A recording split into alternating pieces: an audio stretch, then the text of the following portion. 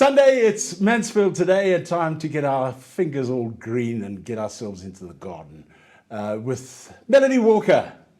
Green? Oh, not even green. Not even dirty. No. And this is the one thing you'll notice about all gardeners, we don't have nails. But now listen, gardening is not all just about plants, is it? It's about, a lot of it's really got to do with design.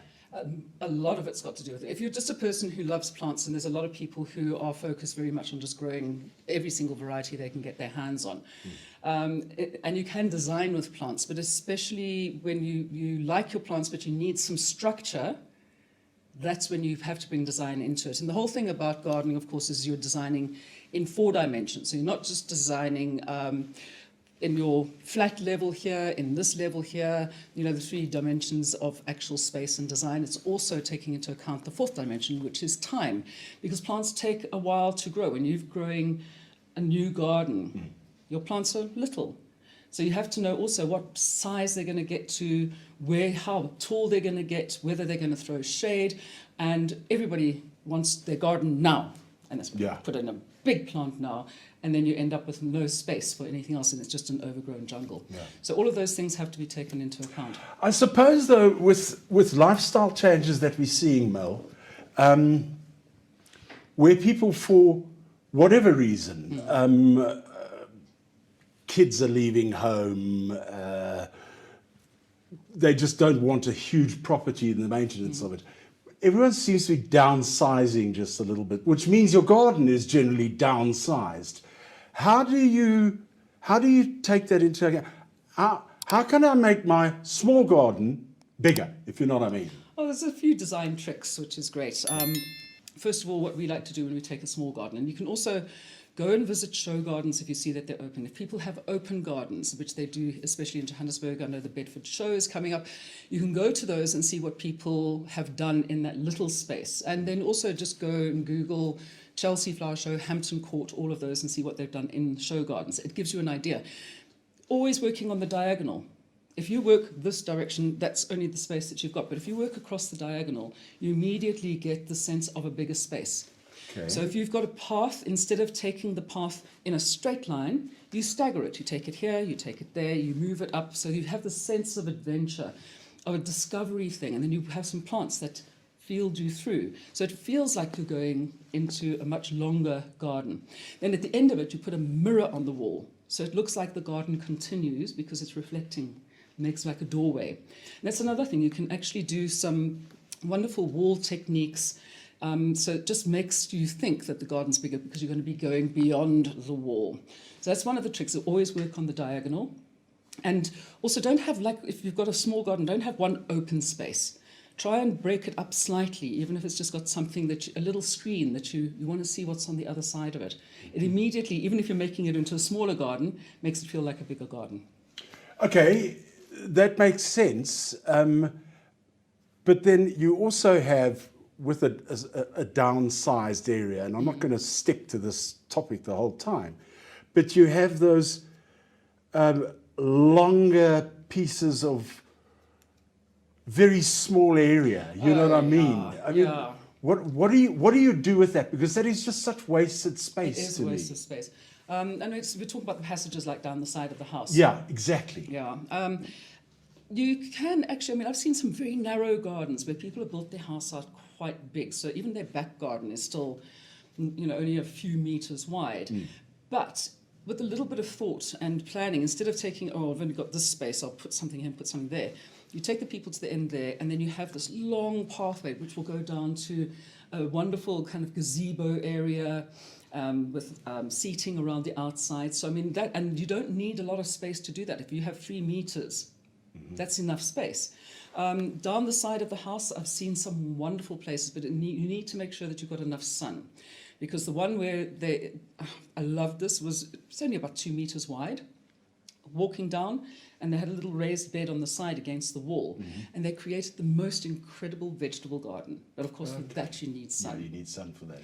So there are ways of actually making those spaces work for you. You just have to look at it. I mean, if you've only got a meter and it's very shady, well, you're pretty stuck with that. I would say make something like ivy, which I don't like. I mean, it's very much a parks thing, isn't it? Ivy and iceberg roses. Sorry, I'm not being derogatory, okay? It is very much, I mean, it's the easiest thing in the world. You go ivy on the ground, ivy up the wall, a couple of icebergs, and Bob's your uncle and you're happy. But that's what I would suggest. I mean, putting some grasses, mondo grass down the sides, have some interesting paving. So even if you walk down that area quite a lot, it's still an interesting space instead of a dead space. What about softening up areas that are inherently, because of the way the house has been built, are hard?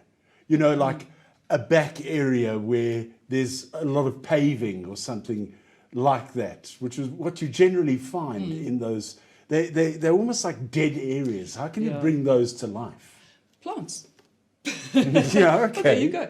No, I mean, seriously, I've seen some and courtyards are one of the things, and people have courtyards, whether you're in a townhouse, you've got this little space and you think, oh, I can't grow anything here. And I have a lot of people saying to me, what can I do? Pots. Lots and lots of pots. Pile them up, tier them, fill them up with plants, and, you know, just work I'll get the word, judiciously.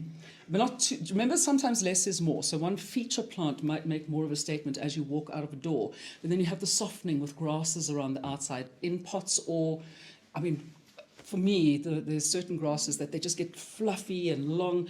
And you think, oh, I can't put that in my space. It's a felt grass. It's going to look too big. But if you put it into a pot, something like frosted curls, it's absolutely divine. And don't forget, you can also use your walls. Yeah.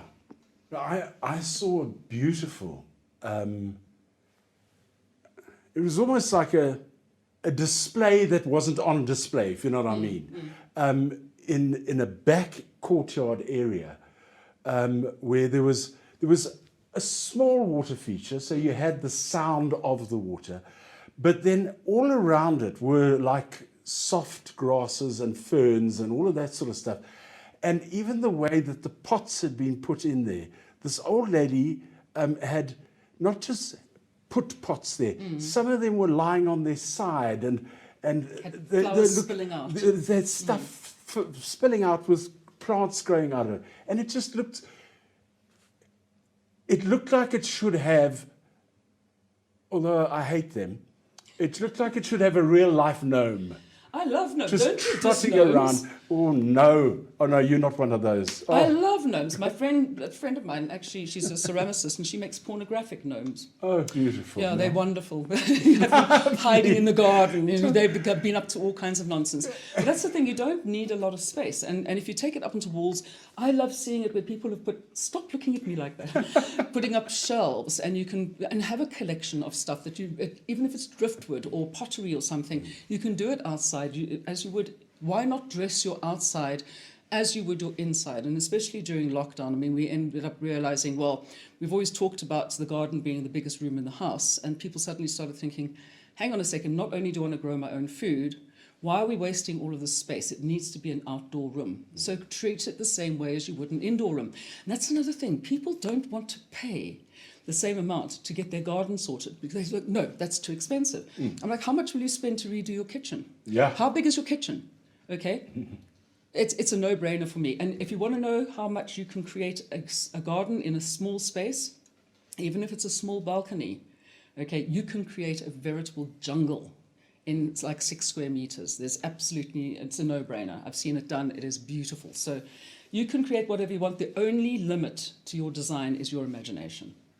And as you say, with things like Google around, there are so many sites you can go to look for it is everything. Ideas. And also don't think that things are faddish. I mean, it was about 12 years ago, we did a couple of vertical gardens, and there was that hotel of ill repute in Rivonia, which the whole of the outside of the hotel was plants, the entire outside vertical garden.